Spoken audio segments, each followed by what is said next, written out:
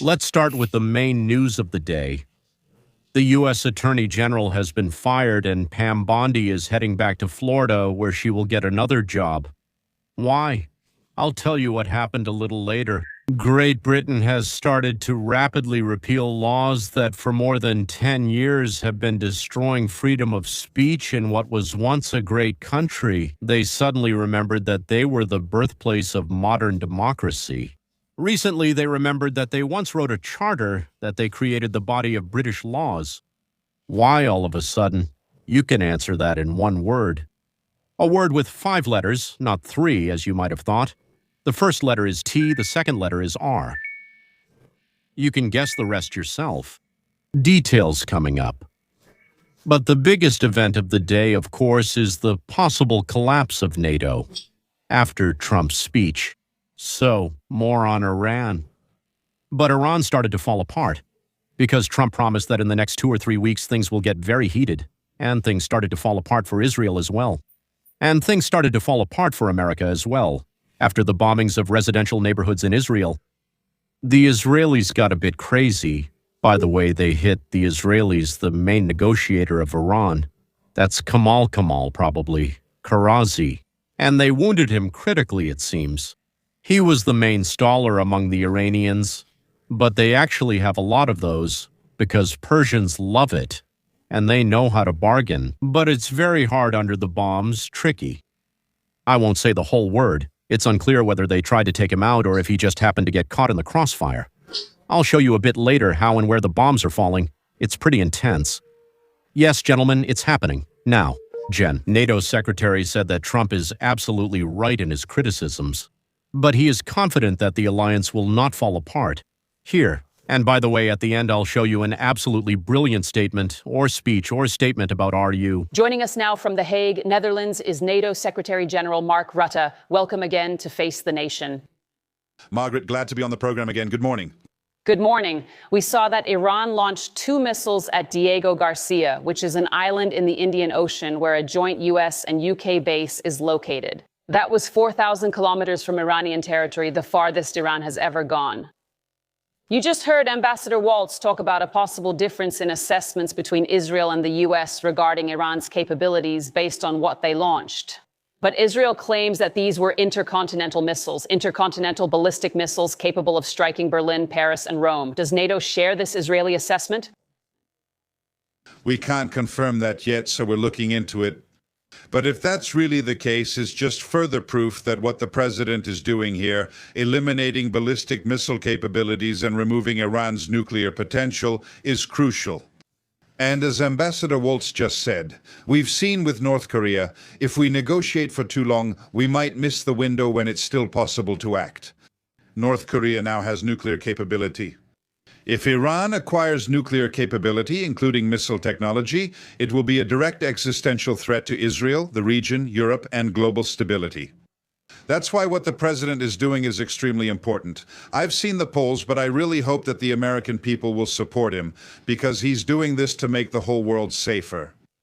So, just to clarify, do you really believe at this moment that Iran could bomb Berlin, Paris, and Rome? Are they all within the direct threat zone?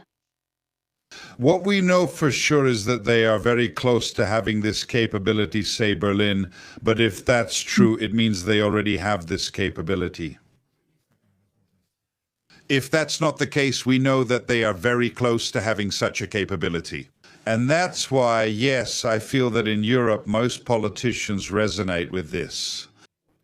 What the president is doing here is precisely reducing Iran's ability to once again be an exporter of chaos, pure chaos for the region and for the whole world.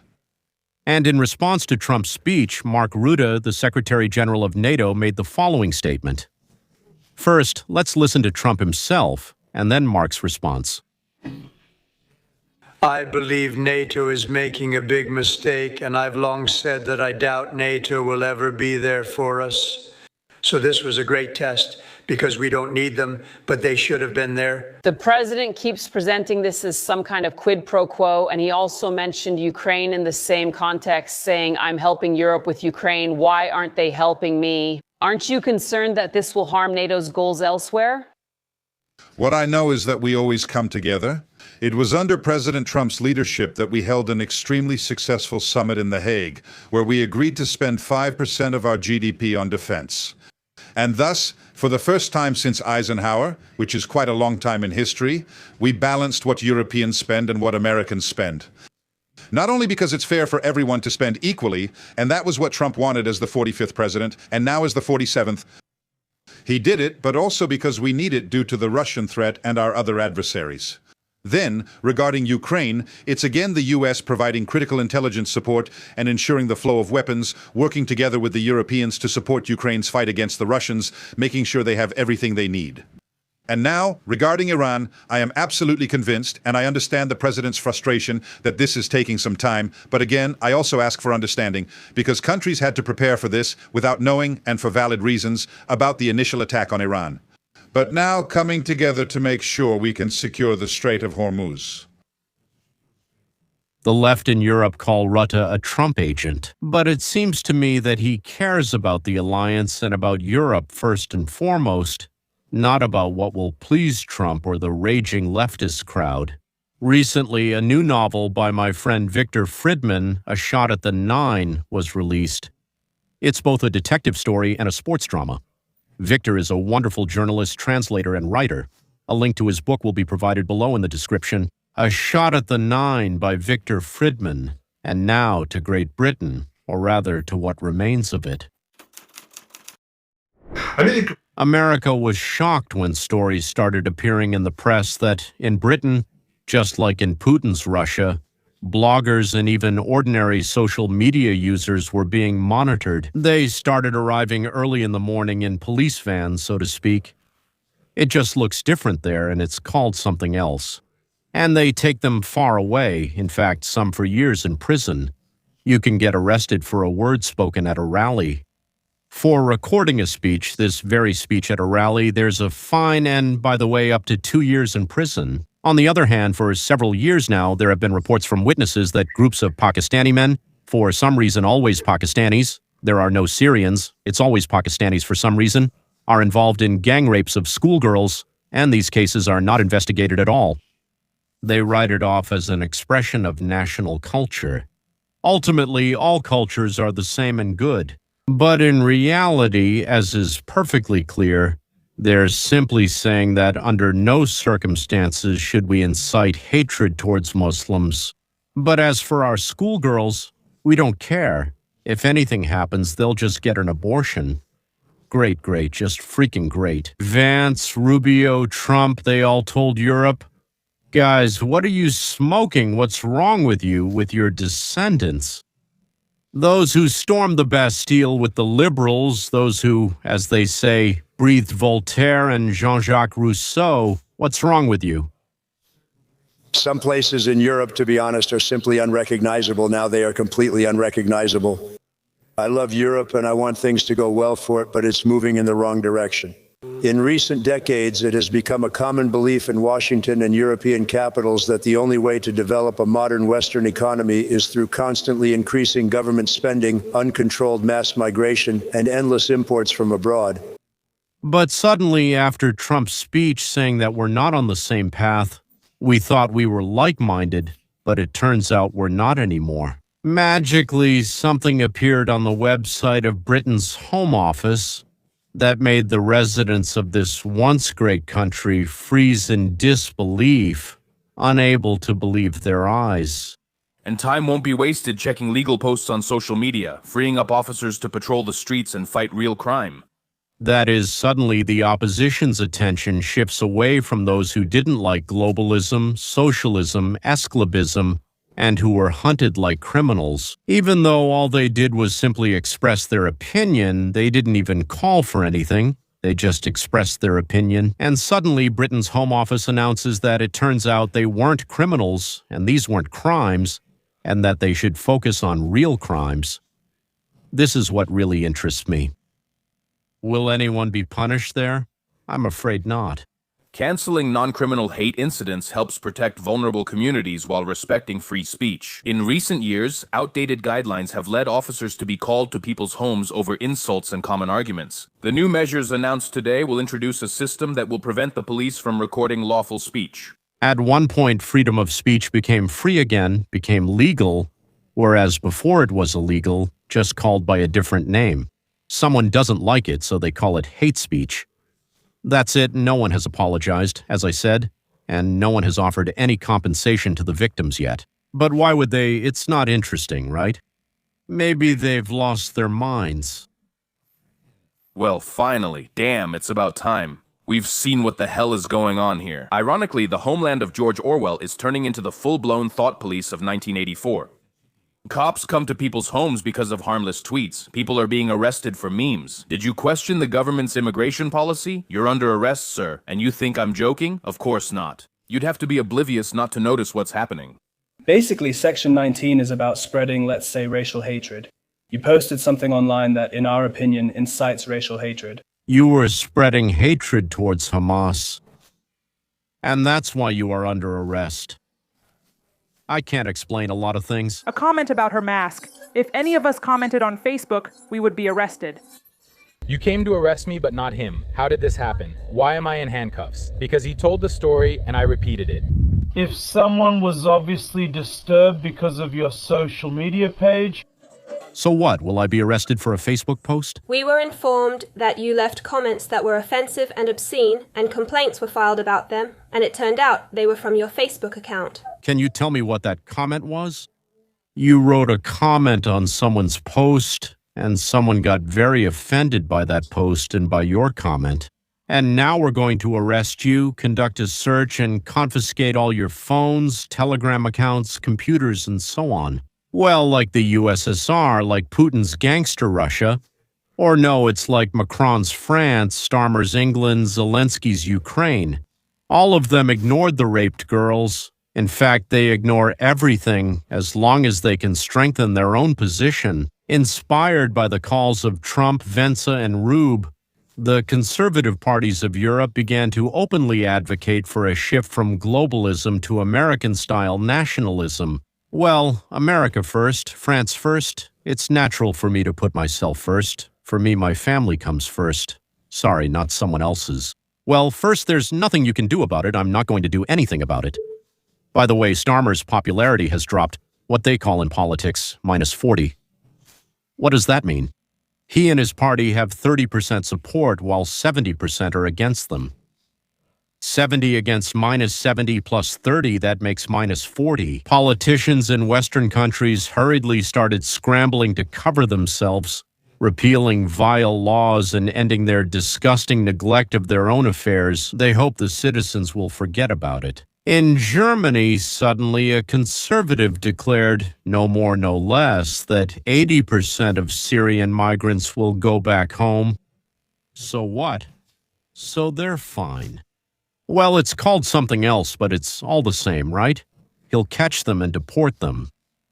This is deportation, gentlemen. 80% of Syrians, that's 1 million people. 1 million people. And how many more temporarily admitted Muslims are wandering around Germany? Yes, I know that we should believe in Muslims. Where the highest handouts are, that's why they all gathered there. Even more money than if a person worked there for 8 hours digging a hole or delivering things.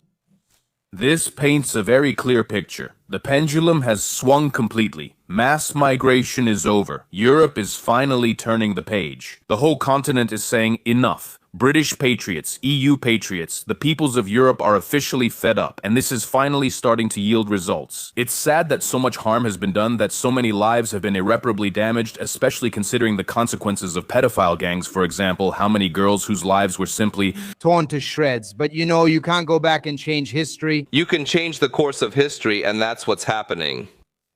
And who do we have to thank for all this again? Donald J. Trump. Iran. Missile and other ammunition depots have been discovered and destroyed. That means a bridge in Iran has been blown up, the largest bridge in Iran. We begin with new footage from U.S. CENTCOM, giving Americans a fresh look at U.S. strikes on the terrorist regime of Iran.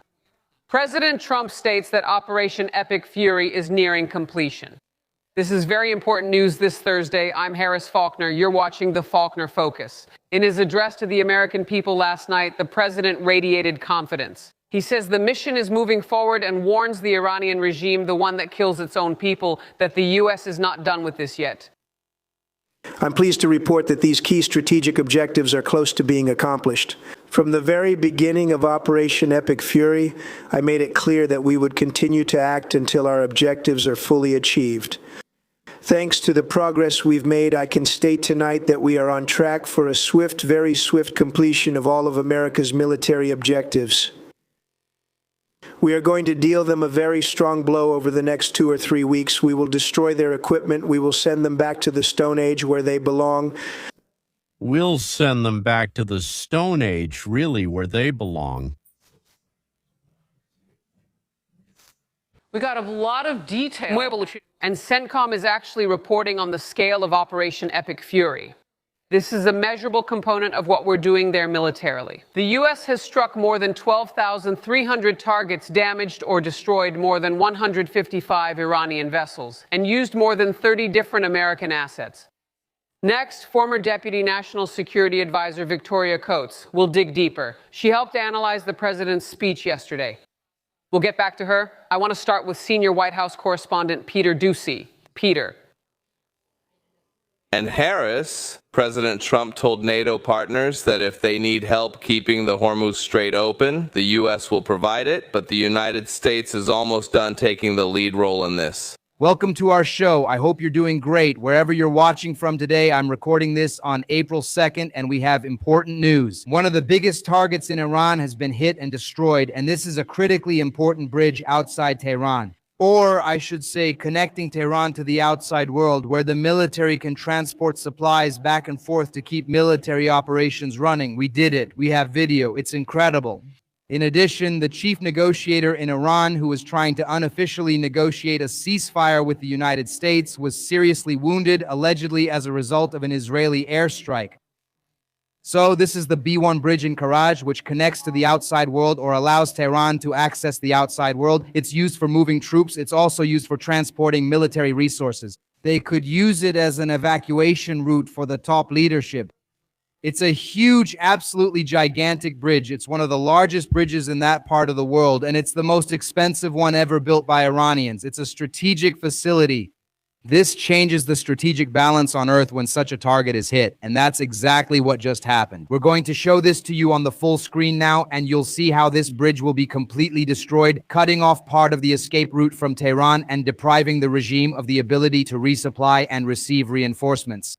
Let's take a look. So you can see right there a powerful explosion occurred on the bridge. The bridge is collapsing. The bridge is collapsing. You can see how it's collapsing right there. Look, and this is far from the only strike. This seems to be, let me check. I think it's also from Karaj. Let's watch the video.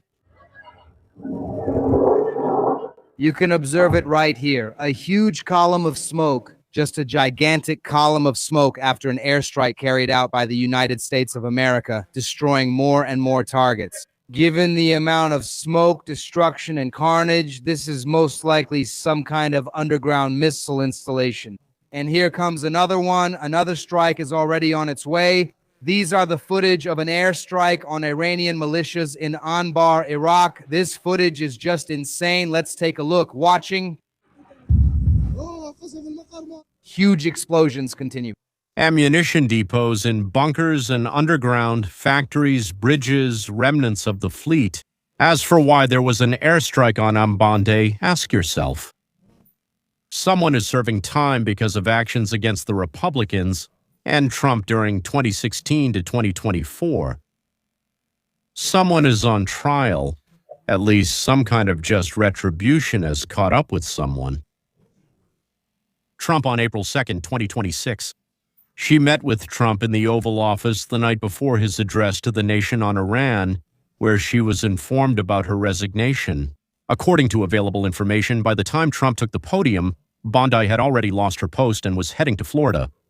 There are two reasons for the dismissal. The first is the Epstein case. Pam said in February, it was in 2025 on Fox News, that Epstein's client list was on her desk for review. After that, her ministry stated that no such list exists at all. This caused a wave of anger and protests among Trump's base. Secondly, Trump is dissatisfied with how aggressive she was towards the investigations and punishments of those who persecuted the Republic. Trump, for at least 4 years of Biden's administration, that is what we talk about and think about every day, every hour. New materials keep appearing all the time, but it seems like no one is being prosecuted. Now let's move on to the collapse of NATO. More precisely, to the U.S. leaving NATO, if not de jure, then de facto. I'll explain what I mean by that. We're not formally leaving NATO because that would require Congress, but we can stop participating. That's the president's right. Without Congress. Why? Because we are deeply offended. Formally, allies are not required to provide the U.S. with bases for military operations if this happens outside of NATO. We built the bases with our own money. That's clear. We set them up on their territory, paid for everything, and so on, but they are shared. So formally, we have to ask them, guys, can we use them? For many years, well, at least 40 years, they were draining money from us, living off us. They could say, for example, during a war, we won't participate in the war, our people are against it, and so on. But they had to say, well, not had to, but should have said, of course you can use our shared bases for your needs. But Europe has long been playing the role of these nice little appeasers ever since the days of Hitler. And now, by the way, Germany has also joined the faint-hearted.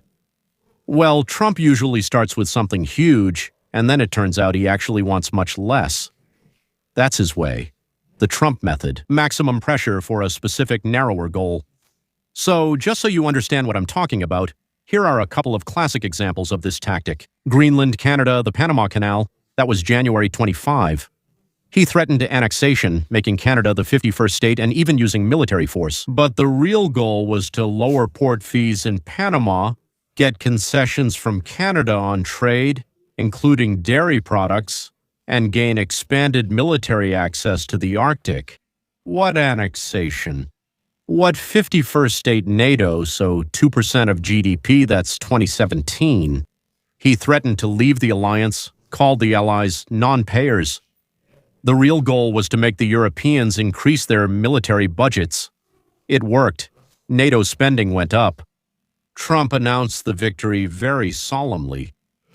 If you don't praise yourself, you'll die unpraised.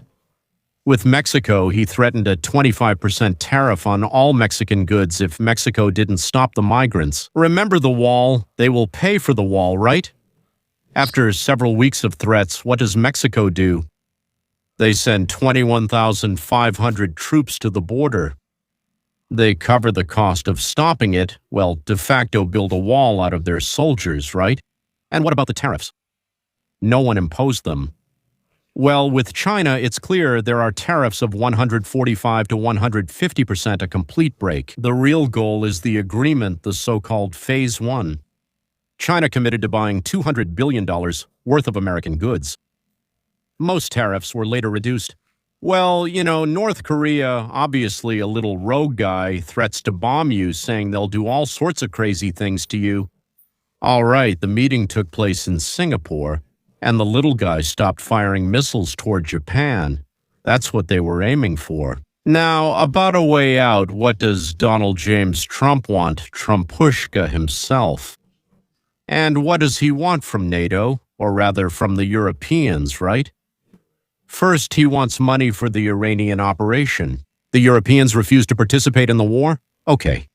Trump clearly wants the allies to finance it, well, to compensate for the American expenses for this operation. Well, he achieved that in Ukraine, and he wants to achieve it in the Middle East as well.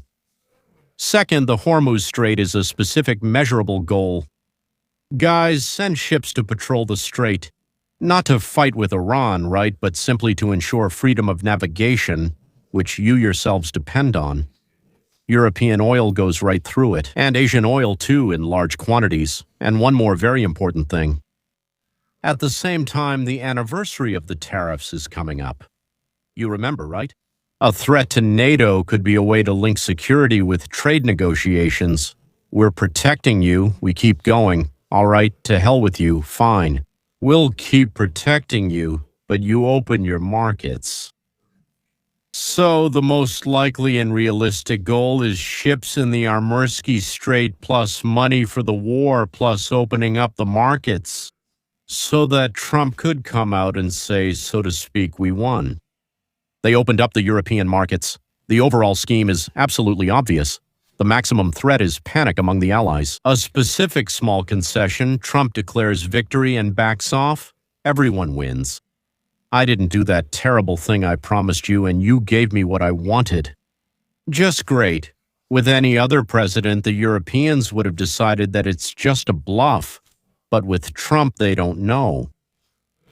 He's, as we used to say as kids, a total nutcase. He's unpredictable. And he might do something that, from their point of view, a politician could never do.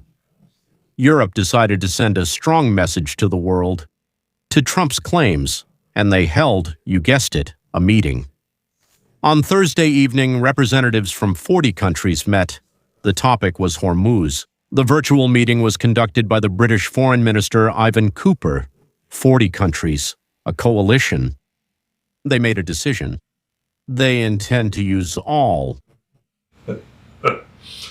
their entire arsenal, all of it, diplomatic and economic instruments. That means they'll shuffle their feet twice when they say it, not just once like they usually do, to ensure the safe and sustainable opening of the Strait of Hormuz. Among the possible measures are new sanctions against Iran, and I'm absolutely sure that includes those who have already killed Americans in this war. Military planners have also informed us. They are studying options for demining and escorting ships.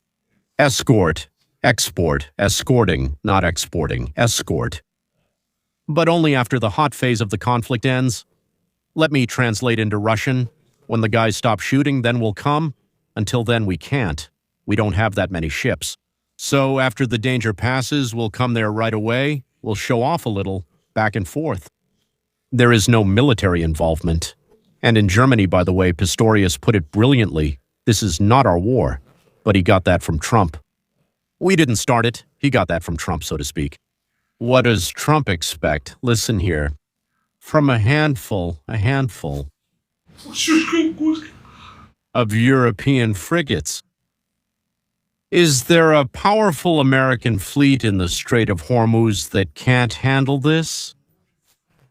Well, first of all, he completely twisted what Trump said, and he also claimed that Europe only has a handful of ships, and the U.S. has a powerful fleet. Poor Europeans. So how are you going to manage? You only have 450 Sangreeps, just 500 million people in total. How are you going to defend yourselves against Russia, whose population is 4 times smaller than yours? European Union Representative Kaja Kallas took part in the meeting. Italy, the Netherlands, and the Emirates called for the creation of a humanitarian corridor for fertilizer to get through the food crisis. We are calling for it. We're not saying we're going to send a frigate right now. Some bastard will start shooting at them. Then we'll return fire and all the rest. That is, they'll go to Iran.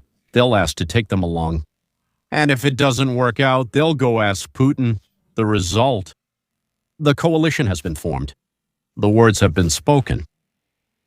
Nothing happened. A classic European response. Diplomacy now. Military planning comes later, and the execution of plans never happens. As always, as they say, a big flop. Why did they get together for a vague discussion? Because it was obvious from the start that they were impotent. Question. Why the hell do we need impotent people? Here's the answer. We don't need them ourselves.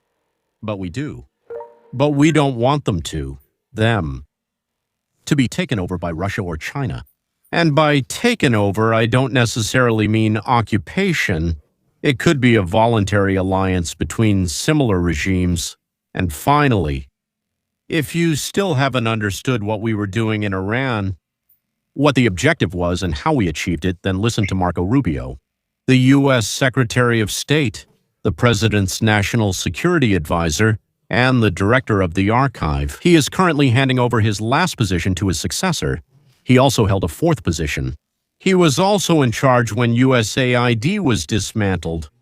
They kicked out everyone they could there, and Rubio was given the opportunity to manage and fire people, to clean out everyone else.